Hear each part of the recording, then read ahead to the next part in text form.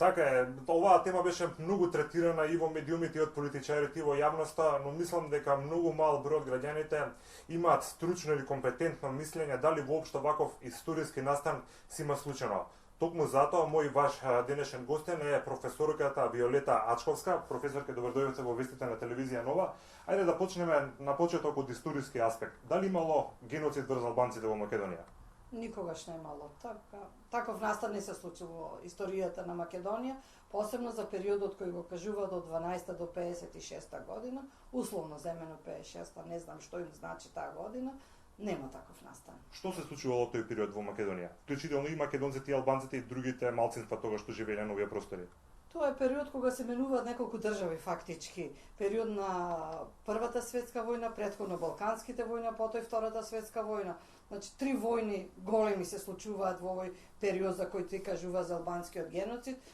Ако земаме историски, за време на Балканските војни најголема жртва е македонскиот народ, газен од различни војски, наводни ослободители, албанците добиваат своја држава. Во периодот меѓу двете светски војни македонскиот народ е разделен на 4 држави, каде се врши асимилација, а во јужниот дел, односно во егејскиот дел на Македонија се врши геноцид врз македонскиот народ, етничко чистење.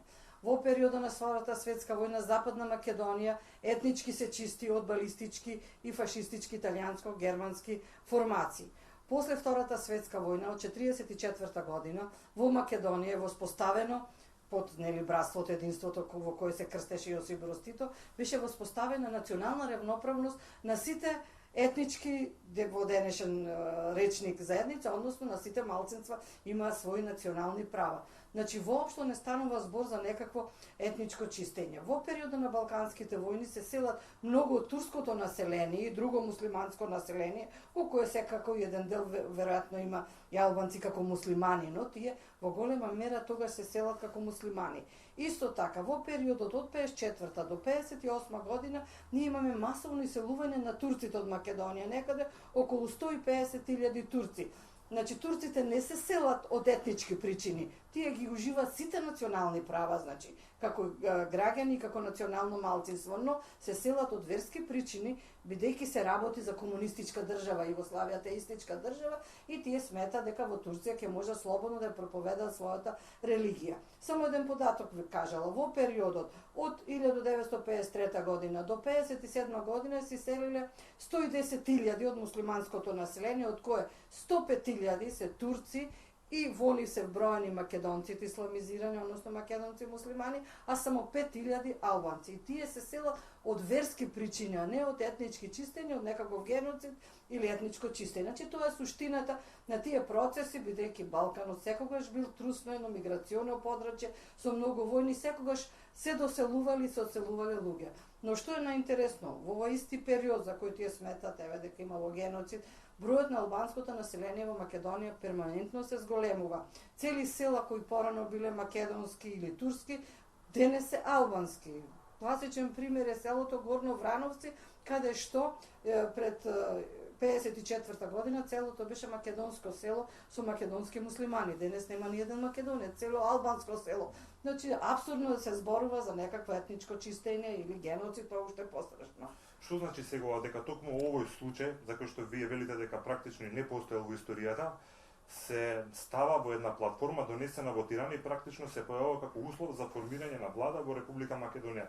Зашто некој го искористува ова прашање? Значи, прво, ова прашање се искористува за подигање на шовинизмот кај бланското население во Македонија, дека тие биле жртва, дека биле изложени на геноцид и заради тоа треба да ги мразат другите етнички заедници. Значи, првата работа е тоа. Второ, кога се интернационализираше косовското прашање, односно албанското прашање 68 година, постои исто такви тези дека албанците доживуваат геноцид, дека ги чистат од Косово и така натаму, а фактички србите се селија, а албанците се зголемуваше нивниот број за на крај етнички сосема да го пополнат речиси Косово и да формираат посебна држава. Значи, сета ова теза е многу штетна, бидејќи делува на нарушување на меѓуетничките односи прво, а второ е во функција да се докаже дека албанците биле автохтоно население овде и треба да бидат конститутивен народ, значи во рамките на тезата за автохтоно население, конститутивен народ кој треба и Македонија затоа треба да биде нели биполарна држава со два државни јазици и така натаму.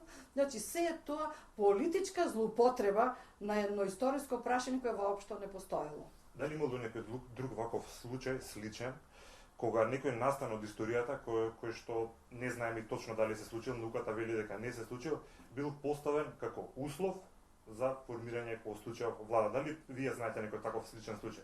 Не, на вистина, може би да има, но јас на вистина по толку читање книги и документи и така натаму не сум видела ваков еден случај. Ова е флагрантно мешање на една странска држава во внатрешните работи на една суверена соседна држава, значи кој е еден преседан во меѓународната политика и срамно е од страна на Европската унија и на сите оние светски фактори кои се колнат во КЕВС, во сите тие платформи европски, меѓународни конвенции и така натаму, да не осудат еден ваков чин, бидејќи на ваков начин се дава еден преседан кој утре ќе биде применет и во други држави. Што би се случило тогаш со светот ако секој сосед ви се меша вас и ви испорачува вакви платформи кои одат на рушење на суверенитетот на одделна држава.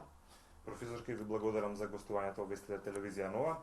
Иван, ги слушнавме размислувањата и ставовите на професорката Виолета Ачковска. Секако ова е една тема која што ќе биде предмет на дебата не само на политичарите, меѓутоа и на стручната јавност, на историчарите. Се надеваме дека ако ништо друго во иднина барем подобро ќе се запознаеме својата историја и што се случувало во овој период во Македонија.